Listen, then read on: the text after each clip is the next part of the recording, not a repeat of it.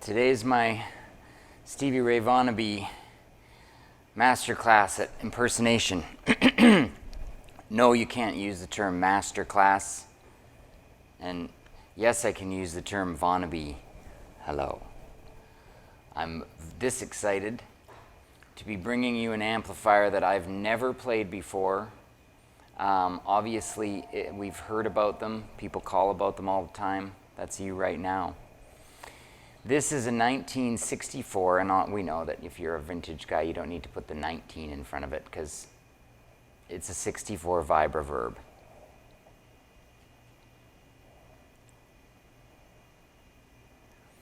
I was first made aware of one of these after countless hours. This is pre-internet, remember. This was only Guitar World and Guitar Player time when you would like scour pages of photos of him, or you had the live at the El Macombo or the Austin City Limits performances on VHS, remember, okay? So you'd pause and watch him like mid.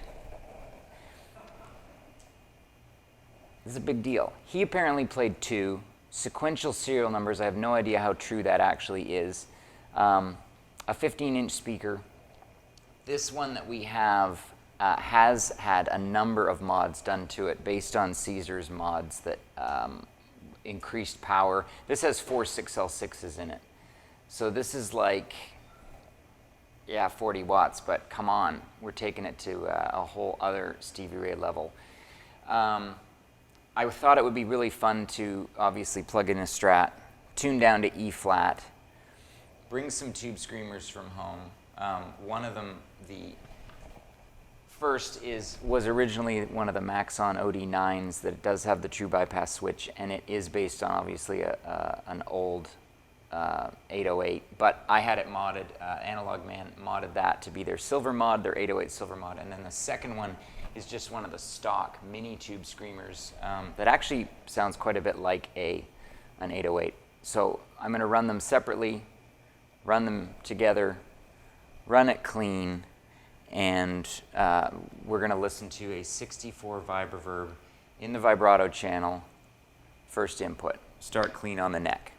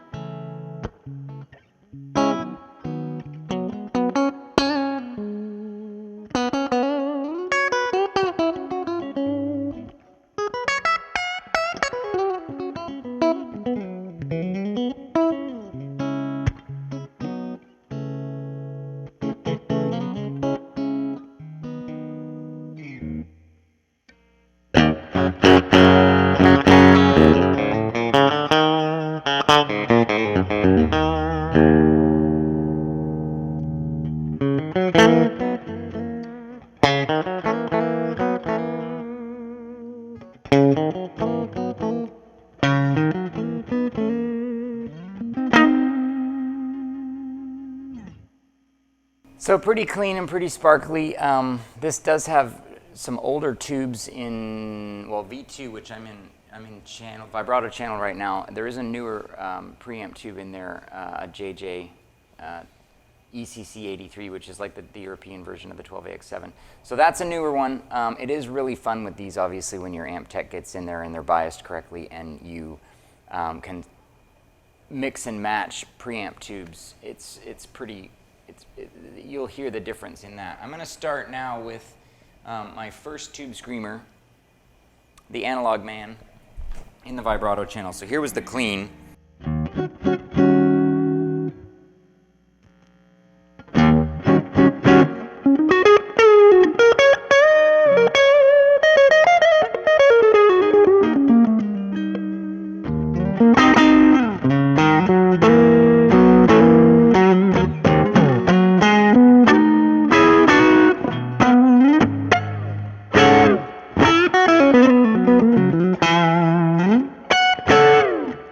I wasn't happy with that. Now, here's another one.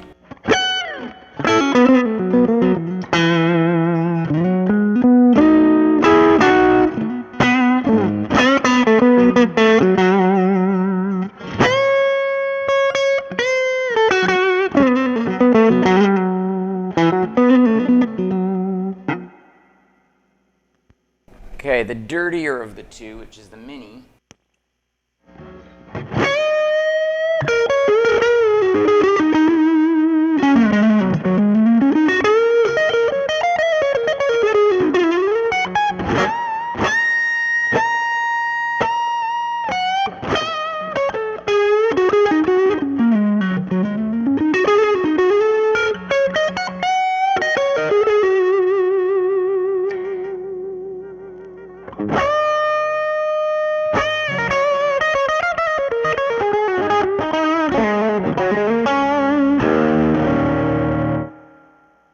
Both.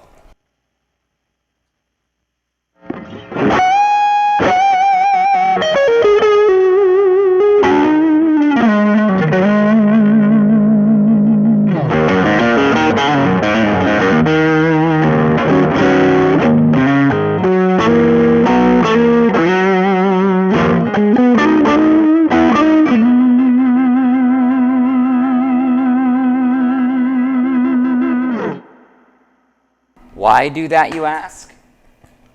Because the tube screamer thing is not necessarily the here, it's pushing this here and then hearing what you can do with the guitar and the volume knob and all that. It took me a long time to learn that you don't just step on it and gas it. There's a lot of nuance in there. The amp itself has is responsible for most of that. So if I start out with this, make sure they're both off. I can never tell. Clean, clean.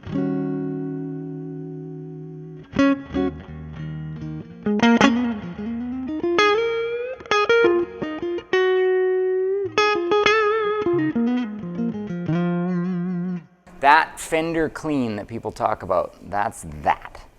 So when I add to it or try to enhance it, I can't just put that away and fix it with a pedal. I gotta add to it and build from it. This Vibroverb is possibly, I'm totally intimidated by a 15-inch speaker, and I'm completely freaked out by the idea that this would be my clean tone, because it's like right there. And especially we have a 57 mic right on the speaker cabinet. Why, you ask? Because a 57 works really well close up. Yes, we could move it out and use some of the room, but that's for your studio trickery. You can do that, your experimentation. For our videos, we put a 57 right up as close as we can get it, just to give you really accurate speaker sounds. You can totally argue with us. I'm very happy to listen to recording comments. Anyways, 64 Vibroverb with the mods. It's got 2 additional 6L6s. It's in really good shape.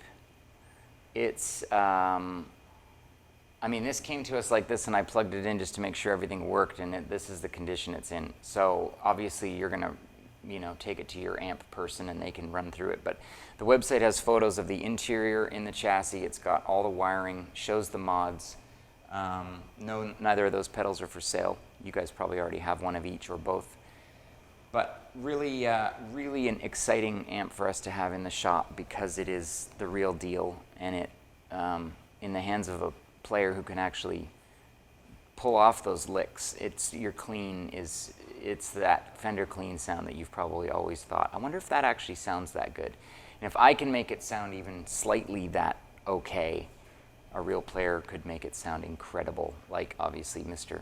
Stevie Ray Vaughan, just one of our favorites. Thank you for watching, and if you have questions about the 64, please give us a shout. I'm going to go out a little bit more on some clean and run you through some sounds again. So starting on the clean on the neck.